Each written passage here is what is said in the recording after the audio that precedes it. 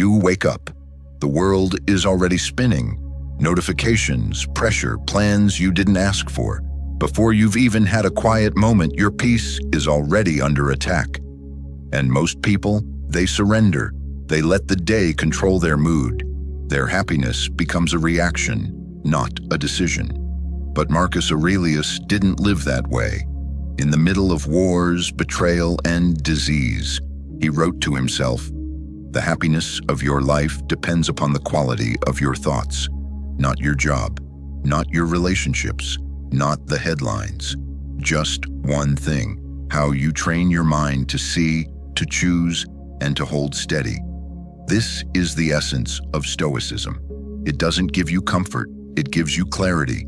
It doesn't remove pain, it shows you how to carry it with strength. And above all, it teaches this: happiness is not given, it's built through daily practice, disciplined thought, and conscious perspective. This video is your training ground. I'm going to walk you through 7 Stoic principles that will sharpen your peace, strengthen your mindset, and help you choose happiness every single day, no matter the storm outside. And at the end, we'll uncover the one final teaching, the one Stoic truth that even emperors used to steady their minds when everything else fell apart. So don't just watch, train. As you strengthen a muscle, you must now train your inner posture. Discipline your mind to stay calm, clear, and strong, even when life doesn't cooperate. Welcome to Stoic Philosophy Daily, where your story matters. Share your biggest challenge below. Every comment is a lesson, a light for others walking the same path. We read with care, we respond with respect, and we grow together. This is more than a channel, it's a circle of strength. Now type 3 words in the comments. I choose peace, not for attention, not for show, but as a quiet contract with yourself. Let's begin. 1. Gratitude is your daily power. Gratitude is not a decoration for good days. It's the discipline that keeps your spirit anchored when everything feels like it's falling apart. The Stoics didn't treat gratitude like a holiday. They treated it like armor. Marcus Aurelius woke each morning not with complaints, but with quiet recognition. It is a privilege to breathe, to think, to love, to act. In the face of plague, betrayal, and war, he still found reasons to give thanks, not to escape the pain, but to survive it with dignity. Gratitude doesn't mean ignoring suffering, it means refusing to let suffering close your eyes to what remains. A single breath, a loyal friend, a second chance. These aren't small things, they are lifelines. Seneca said, "No person is poor who can see what they already have," because real poverty isn't the absence of wealth, it's the absence of awareness. If you can't see what's good until it's gone, you've already lost it. But if you can recognize life's gifts while you still have them, you are rich, no matter what the world takes from you. Think about it. How many days have been poisoned by a small irritation, a late reply, a traffic jam, a careless word? But even in those moments, your heart was still beating. The sun still rose. You still had something to give. Gratitude is not passive. It is power. It's a redirection of your focus from what's missing to what's holding you up. Try this. Each morning, say 3 things aloud. I am grateful to be here. I am grateful to breathe. I am grateful to act with purpose. Do it even when you don't feel like it. Especially when you don't feel like it, over time, this rewires the brain to notice more and complain less. Gratitude becomes a habit, then a reflex, then a source of strength. And when hard times come, and they will, gratitude becomes your shield. It doesn't erase pain, but it stops pain from defining you. Even in loss, you learn. Even in struggle, you see what matters. As Marcus showed, gratitude does not remove sorrow, but it gives you the strength to carry sorrow without collapse. Remember this. Entitlement whispers that life owes you comfort. Gratitude reminds you that life owes you nothing and yet still gives. When you practice gratitude, ordinary things, meals, silence, and a warm hand become extraordinary. And when you see life this way, you stop waiting for happiness. You become the source of it. At Stoic Daily, we believe that gratitude is the sharpest weapon against despair, the clearest shield against resentment, and the most direct path to peace. Start with gratitude and strength will follow. Comment below, "I choose peace." Then write one small thing you're grateful for right now. Let's train our minds to see clearly every day. 2. Train your mind like a warrior. You wouldn't enter battle unarmed, so why step into your day with an untrained mind? To the Stoics, the mind was a weapon, deadly when left wild, powerful when disciplined. Marcus Aurelius once wrote, "You have power over your mind, not outside events. Realize this and you will find strength." That wasn't poetry. It was a drill, a command, a mental push-up. Every insult, every failure, every unexpected turn is life swinging a sword. The question isn't if the blow will come. It's whether your mind has been trained for the impact. A passive mind flinches. A trained one breathes, recalibrates, and holds the line. Imagine walking into a crowded room. Someone throws shade. You feel your chest tighten. Heat rises in your face. That's your mind preparing to react. But a trained mind sees that tension like a blade being drawn and decides to sheath it. That's not a weakness. That's practiced control. Epictetus taught this by repetition. Born into slavery, he trained his mind daily to expect discomfort, insult, even loss. He told his students, "Don't say I lost it, say I returned it." That subtle shift reframes the entire event. You're not broken, you're unshaken. Try this. Each morning write one sentence. "Today I will not be ruled by impulse." Then visualize the chaos. A delay, a betrayal, a sudden storm in your schedule. Picture it like waves hitting your ship. Feel your body want to panic, then anchor it with breath. This isn't avoidance, this is mental sparring. Each rep strengthens your emotional shield. Training means discomfort. That's why warriors don't just practice defense. They also train in offense. They lean into small, controlled hardships. Take a cold shower, walk without headphones. Delay your morning coffee. You're not chasing suffering. You're showing your mind that peace isn't dependent on comfort, that your strength doesn't flicker when the thermostat drops. Think of your untrained mind like a wild horse, easily spooked, hard to steer, but with gentle repetition and consistent discipline, it begins to trust your grip. One thought at a time, one reaction at a time, it learns, "I don't run anymore, I respond." Seneca lived surrounded by wealth and power, yet he purposely chose discomfort to keep his mind sharp. He knew comfort dulls instinct, softens judgment. The mind isn't tested when things go right. It's revealed when things go wrong. So here's what you do. Observe your thought patterns. Track what triggers you. Map out where your mind collapses. Then build drills around those points. Irritation. Practice stillness. Fear. Practice presence. Ego. Practice silence. The mind, like muscle, only strengthens through stress. But that stress must be intentional. A trained mind doesn't need silence to feel calm. It can find stillness in noise. That's why the Stoics rehearsed adversity. They robbed the difficulty of surprise. When the insult arrived, they had already answered it in their minds. When chaos arrived, they greeted it like a familiar foe. At Stoic Daily, we believe peace isn't something you find. It's something you earn through discipline. Every frustration is a test. Every day is a battlefield. And every reaction is a rep. Comment below, "I choose peace." What's one daily discomfort you'll lean into this week to sharpen your inner edge? 3. Practice voluntary discomfort.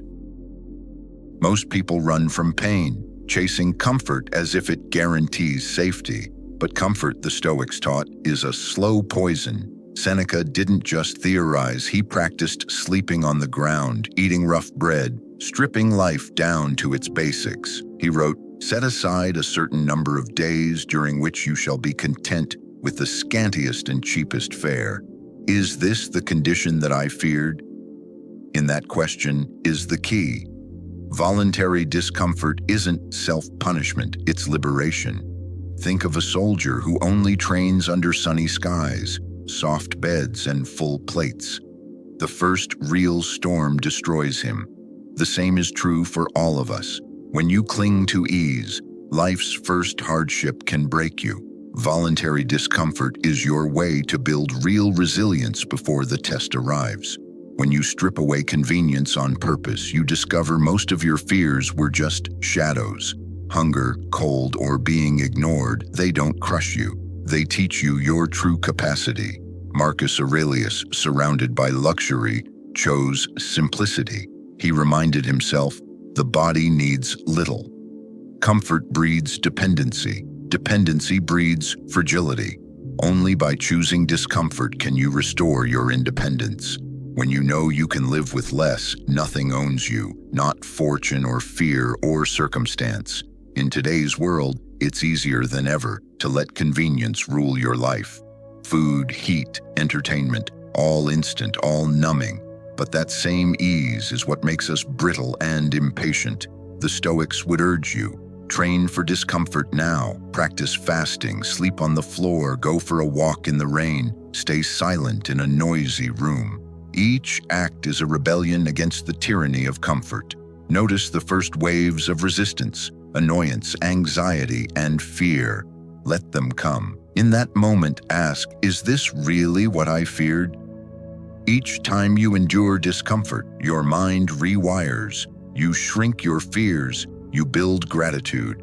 Suddenly, the simplest meal feels like a feast, warmth like a luxury, silence like peace. Discomfort becomes your teacher, and gratitude takes root in its soil.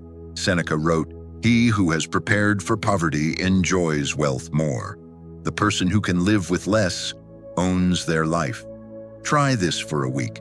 Choose one comfort you normally take for granted. Skip a meal, take a cold shower, walk instead of driving, wear plain clothes and practice silence. Write down what you feel as you do it. Resistance, pride, clarity. Ask yourself, if comfort were to vanish tomorrow, would I be ready? What strength do I find when I stop running from difficulty?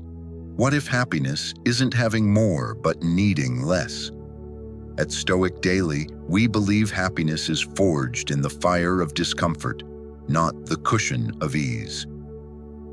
Drop "I choose peace" in the comments if you're ready to train your mind for real freedom. What's one act of voluntary discomfort you'll try this week? For stay present, reclaim your peace. The mind's favorite escape is anywhere but now. As a restless traveler lost in a hall of mirrors, you slip from the sting of yesterday to the dread of tomorrow, always searching for solid ground but never quite landing.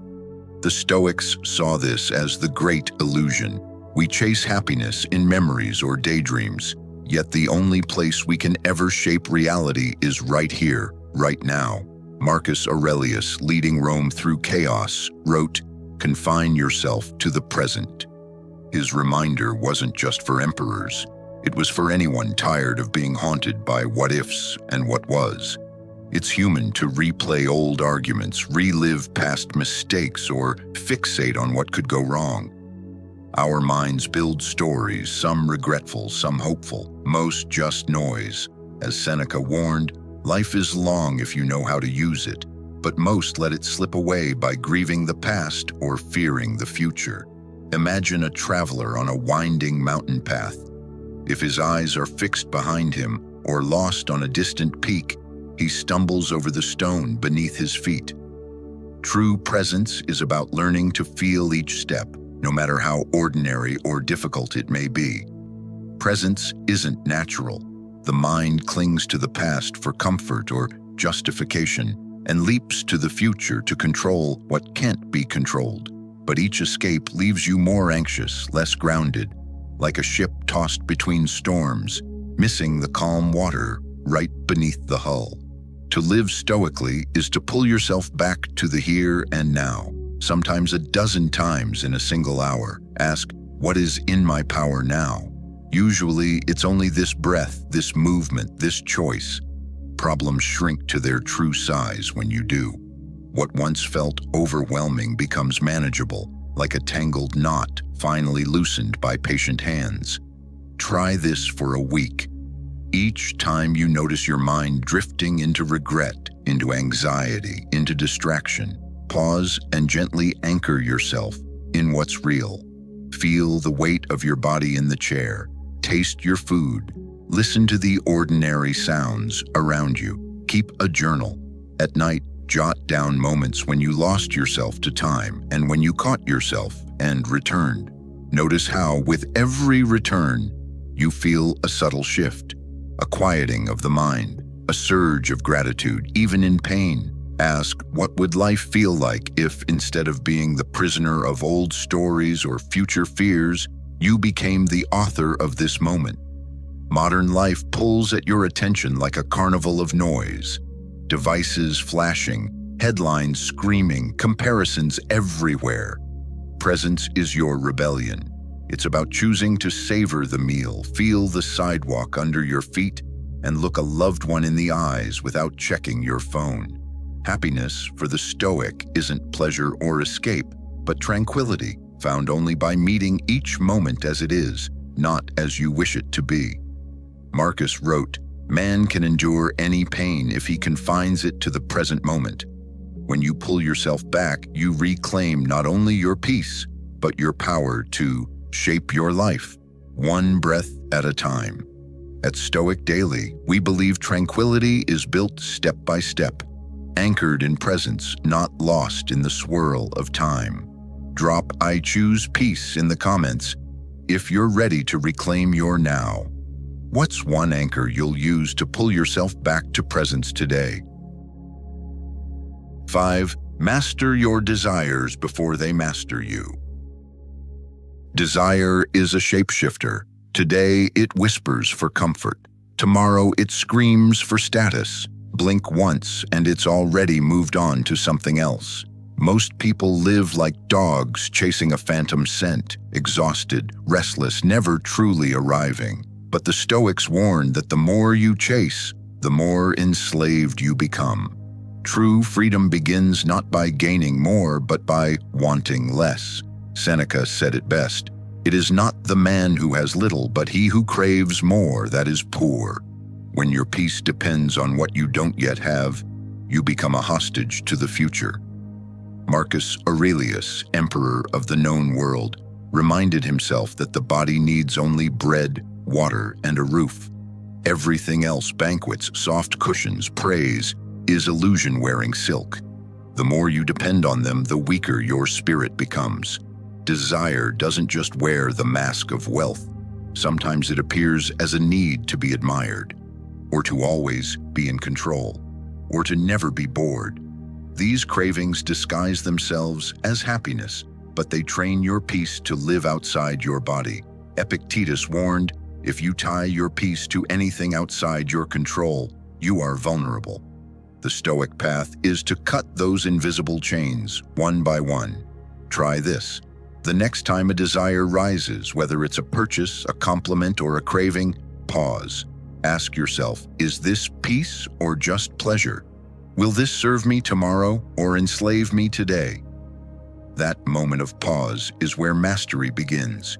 You break the loop. You create space to choose. Marcus called some desires honeyed poison, sweet at first but robbing your strength over time. Practice sufficiency. Gratitude fills the mind even when the plate is simple. Reflect on mortality. Knowing life is short helps shrink your cravings down to size. And voluntarily go without. Skip a luxury, embrace discomfort. It teaches you that you already have more than enough. Every skipped indulgence is a brick in the fortress of inner peace. In today's world, desire is no accident. It's a system. Ads whisper what you should want. Social media showcases highlight reels and makes you feel like you're behind. Distraction numbs your emptiness but deepens your hunger. The Stoic doesn't reject pleasure, but they refuse to be ruled by it. They ask, does this serve virtue or does this enslave me? Seneca reminded himself through practice, is this what I feared? Epictetus said, freedom belongs to those who need nothing. Marcus stripped life to its essence and warned himself not to be corrupted by comfort. Together they teach us that if you want peace that lasts, stop trying to fill every desire. Start training your soul to need less. At Stoic Daily, we believe true wealth is sufficiency. Master your desires and happiness is no longer fragile. Comment below, I choose peace, if you're ready to break the chains and live from strength, not craving. 6. What stands in the way becomes the way. Life doesn't ask for your permission before it tests you. The illness, the betrayal, the rejection, the lost job, the phone call that shatters your plans. They don't knock politely. They crash through the door. And your first reaction, confusion, anger, despair, is natural. But it's also not the end of the story. Marcus Aurelius didn't just endure hardship, he trained in it. In his own words, the impediment to action advances action. What stands in the way becomes the way. That's not just philosophy, that's a weapon, a blueprint, a challenge. To the untrained mind, the obstacle is a dead end. To the Stoic, it's a forge. Like water meeting rock, you don't stop. You shape yourself around the hit. You become sharper because of it. The setback becomes the path. The blow becomes the builder. Seneca said, difficulty is the forge of virtue. Patience is not born from ease. Courage doesn't grow in peace. Forgiveness doesn't come from comfort. Your virtues need resistance to evolve. Pain is not the opposite of growth. It's the proof that growth is happening. Think of Epictetus, enslaved, crippled, yet he never saw himself as a victim. He reframed every hardship as a gift of training. Don't say, I lost it, he told his students. Say, I gave it back. This is radical reframing. It doesn't ignore the pain, it reclaims the meaning. When something hits you, loss, failure, insult, ask, what is this teaching me? What part of me is being invited to grow? Reflection turns scars into strength, but don't stop there. The Stoics practiced a full cycle. Anticipate difficulty, pause when it strikes, act without delay, reflect afterward. Each step builds resilience. Try this. Every morning before the chaos hits, tell yourself, today I may be delayed, I may be insulted, I may lose, and when it happens, I will not panic, I will practice. Then when life does strike, pause. Don't react. Breathe. Ask, what strength is this calling out of me? Then move. One small step. Action reveals that the obstacle wasn't the end. It was the beginning of a better you. This is not about denial. It's about discipline. You feel the pain. You face the chaos. But you don't let it break your inner frame. You stand like fireproof steel. Because the truth is this, the obstacle isn't in your way. It is the way. At Stoic Daily, we believe that every obstacle is a test of your training. You don't have to love pain, but you can respect what it builds. Comment below, I choose peace, if you're ready to meet life like a warrior, not a victim. 7. Build the fortress within. You can't control the storm, but you can become the fortress that stands through it. That's the Stoic way. The most important war isn't fought in public. It happens in the silence of your own mind. When chaos hits, loss, betrayal, criticism, failure, your real strength isn't found in reaction. It's found in the quiet decisions you've trained yourself to make long before the world starts shaking. Epictetus reminded us, No man is free who is not master of himself. And Marcus Aurelius built his peace not in palaces, but in daily practice. Writing, reflecting, correcting himself brick by brick. Every Stoic fortress is made of the same materials: discipline, clarity, perspective, and virtue. Not stone, not armor, but principles lived so consistently that they became unshakable walls. Picture it. A mind with no boundaries is like a city with open gates. Every insult gets in. Every fear takes command. Every disappointment becomes an invader. But a mind that is trained, watched, tested, and disciplined learns to close the gate without panic. It doesn't deny the noise outside, but it refuses to hand over the keys. There's a shift that happens when you train this way. At first, your emotions charge like wild horses, fast, loud, and blind. But with practice, those horses respond to your grip. That's the turning point. When you feel fear rise, and instead of obeying it, you question it. You stop asking, "Why is this happening to me?" and start asking, "What am I letting in?" That's when the walls grow higher, not from resistance, but from understanding. Try this. For the next 7 days, build your fortress. Each morning, say to yourself, "What's outside my control stays outside." When frustration or fear shows up, pause and ask, "What would a trained mind choose here?" Each night, reflect. Where did I let something in that didn't deserve access? No guilt, just awareness. Every reflection is a brick, every calm response another stone in the wall. You'll notice something subtle. Your peace becomes quieter but heavier, more grounded, like the silence in a strong room during a storm. Nothing shakes because everything's anchored. The shift isn't just mental, it's emotional. You stop feeling like a victim of the day and start feeling like the builder of it. Ask yourself this: if my mood can be shattered by a rude comment, a delayed message, or one bad morning, was it ever true peace to begin with? At Stoic Daily, we believe true strength is built in silence, not by locking the world out, but by choosing what gets in. Drop in the comments, "I choose peace." Every time you write it, you place another stone in the fortress that protects your joy from the storms of life. Happiness is a skill built day by day. You've just walked through 7 powerful Stoic principles. Each one isn't just a theory, it's a weapon, a tool to train your mind, guard your peace, and reclaim your power. However, tools are useless if they remain unused. The Stoics never meant for these lessons to stay in books.